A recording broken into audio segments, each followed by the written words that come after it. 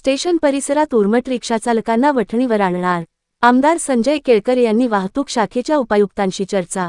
Thane station परिसरातून रोज लाखो प्रवासी प्रवास करत असून तेथील उर्मट रिक्षाचालकांमुळे प्रवाशांची गैरसोय होत आहे. याबाबत आमदार संजय केळकर यांनी संबंधित अधिकाऱ्यांशी चर्चा करून महत्त्वाच्या सूचना केल्या. तसेच बुधवारी या परिसराची अधिकाऱ्यांसमवेत पाहणी करणार असल्याचे त्यांनी सांगितले. भाजपच्या खोपट येथील कार्यालयात आयोजित 119व्या जनसेवकाचा जनसंवाद या कार्यक्रमात आमदार संजय केळकर यांनी ही माहिती दिली. ठाणे रेल्वे स्थानक परिसरातून रोज 9 लाख प्रवासी प्रवास करत असून त्यांना काही बेशिस्त रिक्षाचालकांचा त्रास नाहक सोसावा लागतो. हे रिक्षाचालक उर्मटपणा करतात, शिवाय अधिकाऱ्यांनाही जुमानत नाहीत. याबाबत नगरसेविका नम्रता कोळी आणि उषा वाघ यांनी तक्रारी केल्या असून बुधवारी अधिकाऱ्यांसोबत येथील पाहणी करणार असल्याचे श्री. केळकर यांनी सांगितले. येथे इमर्जन्सी वाहनांकरिता सुरू केलेल्या मार्गिकेमध्ये इतरही रिक्षाचालकही घुसखोरी करतात, त्यामुळे प्रवाशांना अडथळा निर्माण होतो.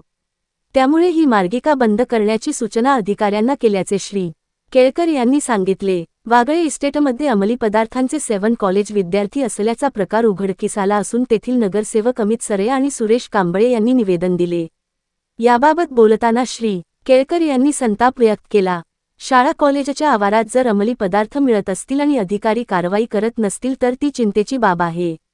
6 आयुक्तांशी याबाबत बोलणे झाले असून कारवाई होणार नसेल तर भाजपला रस्त्यावर उतरावे लागेल, असा इशारा श्री. केळकर यांनी दिला. गेली 4 वर्षे हुक्का पार्लर चळवळ राबवत असून आता ड्रग्ज विरोधात देखील नागरिकांना बरोबर घेऊन चळवळ सुरू करणार असल्याचे श्री. केळकर यांनी सांगितले. स्टेशनवर जी रिक्षा स्टँड आहे, टॅक्सी स्टँड आहे बघा, ठाणे स्टेशनवर 9 लाखाच्या वर कम्युटर्स रोजच्या रोज प्रवास करतात आणि ज्यावेळेला ते स्टेशनवर उतरतात त्यावेळेला त्यांना जर सहज आणि योग्य पद्धतीने शिस्तबद्ध पद्धतीने रिक्षा उपलब्ध झाली नाही तर त्यांना तासनतास बराच वेळ त्या ठिकाणी त्यांना वेटिंगला राहायला लागतं आणि त्या ठिकाणी अंधाधुंदपणे त्या ठिकाणी हे काम चालू आहे. काही रिक्षावाले जसे प्रामाणिक आहेत, योग्य पद्धतीने वागणारे, तसे काही रिक्षावाले हे त्या ठिकाणी दादागिरी करून उर्मटपणे त्या ठिकाणी प्रवाशांशी पण वागतात, अधिकाऱ्यांनाही जुमानत नाही. तर त्या ठिकाणच्या संबंधामध्ये देखील त्यांनी, आमची नगरसेविका आहे तिने देखील मला तक्रार दिलेली आहे, नम्रता कोळीने, आमच्या विशाल वाघने देखील तक्रार दिलेली आहे आणि बुधवारी सुद्धा आम्ही त्या ठिकाणी दौरा करणार आहोत. पण तत्पूर्वी पहिली लेन जी आहे ती लेन फक्त इमर्जन्सी वाहनांकरता जी ठेवलेली होती ती जी त्यांनी ओपन केली ती ताबडतोब बंद करा म्हणून मी ACPला सूचना दिलेली आहे.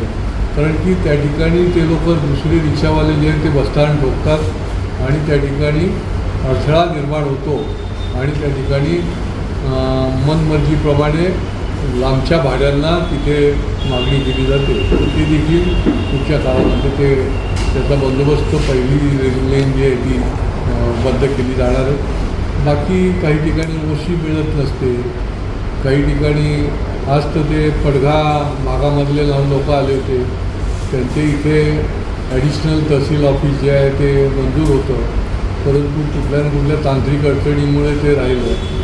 तीही लोकांनी मागणी केली. आपणही कलेक्टर साहेबांशी बोलून त्या ठिकाणी आवश्यकता आहे आणि प्रशासकीय दृष्टीने देखील ते सोपं आहे. पडघ्यासारख्या ठिकाणी कलेक्टर आहे, तहसील ऑफिस चालू करणं अतिरिक्त, तर त्याच्यावर देखील पुढच्या काळामध्ये मंत्री महोदयांबरोबर बसून उपाय केला जाईल, तोडगा काढला जाईल आणि त्यांची मागणी जी आहे ती पूर्ण केली जाईल. असे निरनिराळ्या भागातल्या काही स्वच्छतेचे विषय आहेत, काही शालेय विषय आहेत, काही व्यक्तिगत विषय घेऊन नेहमीप्रमाणे लोक आले होते आणि पुढच्या काळामध्ये देखील त्यांची जी न्याय्य समस्या असेल तर ती सोडवण्यासाठी आम्ही देखील पुढच्या काळातही कटिबद्ध आहोत.